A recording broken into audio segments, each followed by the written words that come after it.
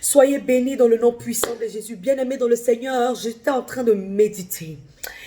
Et j'ai compris une révélation, j'ai voulu partager cela avec toi. Oh, merci Seigneur. Tu sais quoi, bien-aimé? Quand Dieu va commencer à intervenir dans ta vie, c'est quand les gens diront c'est fini pour toi. Quand Dieu intervient dans la vie d'une personne, c'est là où les gens disent que oh là là, il n'y a plus d'espoir, c'est fini pour toi.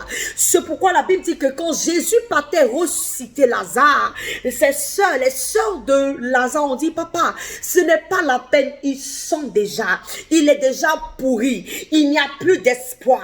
Bien-aimé dans le Seigneur, laisse-moi te dire, là où les gens diront c'est fini pour toi, là où les gens diront sa situation sent, oh la situation de cette femme est pourrie, il n'y a plus d'espoir, ce monsieur-là ne peut plus se retrouver, c'est là que le Dieu que nous prions, c'est là que le Dieu que nous servons rentre en marche. La Bible déclare que quand il partait ressusciter Lazare, tout était fini. Mais la révélation que je veux te donner ce matin, ou ce soir, je ne sais pas à l'heure que tu vas regarder cette vidéo, est-ce que tu sais que dans la Bible, il y a une personne qui a emmené Jésus à perdre le contrôle de l'onction? Oui, ma soeur. Il y a une femme dans la Bible qui a emmené Jésus dans toute sa plénitude à perdre le contrôle de l'onction. C'est la femme à la perte de sang. Laisse-moi te dire, quand Jésus veut faire quelque chose pour une personne, il dit frère, qu'est-ce que tu veux que je fasse pour toi? Il dit papa, je veux retrouver la vue. Il dit tiens, reçois. Qu'est-ce que tu veux que je fasse pour toi? Jésus avait la manière dont il contrôlait son onction. Jésus demandait aux gens, qu'est-ce que tu veux que je fasse? Et il donne. Mais pour une fois dans sa vie, une femme va l'emmener à perdre le contrôle de l'onction.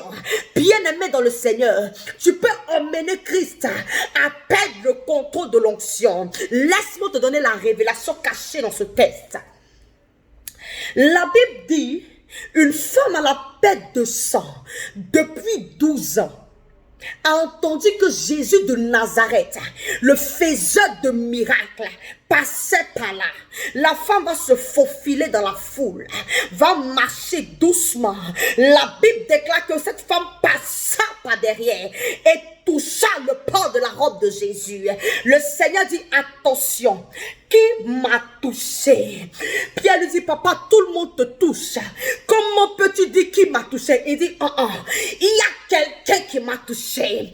Une force est sortie de moi, une puissance m'a quitté. Laisse-moi te dire bien-aimé, la force qui est sortie de Jésus n'était pas pour la femme à la perte de sang, car la Bible dit Jésus alla guérir la fille de Jairus.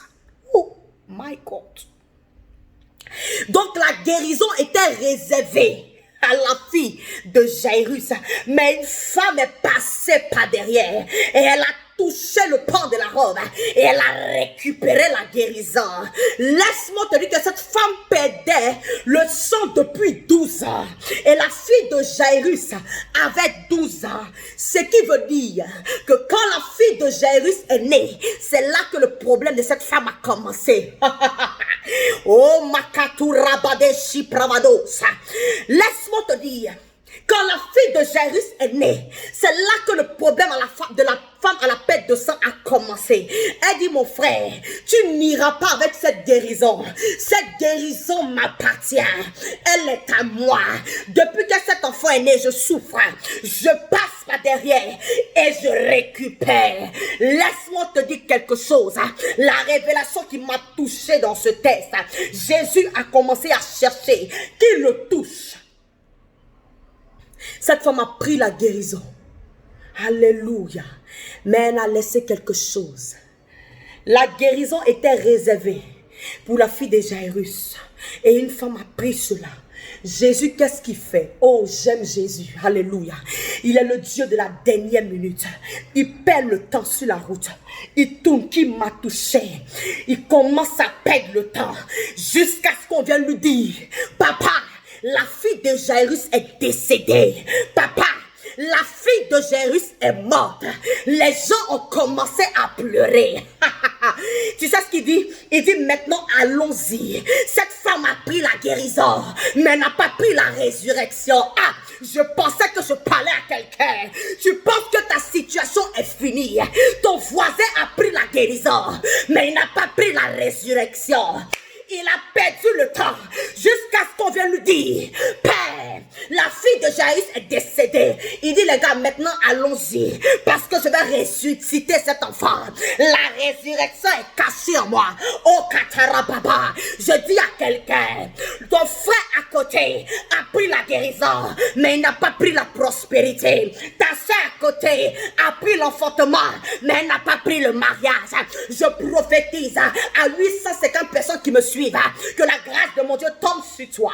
J'ai aimé la partie où Jésus a perdu le temps, parce que cette femme a dit, depuis que la fille de Jaïrus est née, moi je souffre, je prends ma guérison, je m'en vais, débrouille-toi, tu es Dieu. Mais Jésus va nous démontrer encore qu'il est le faiseur de miracles. Jésus va nous démontrer encore que c'est lui qui a la capacité de tout faire. Il a perdu le temps sur la route. Qui m'a touché, qui m'a touché. Il perd le temps. Jusqu'à ce qu'on lui dise, Père, la fille de Jairus est décédée. Il dit, cette femme a pris la guérison, mais n'a pas pris la résurrection. Allons-y, je vais ressusciter cet enfant. Oh, je veux amener quelqu'un à dire, Jésus attend que ta situation meure.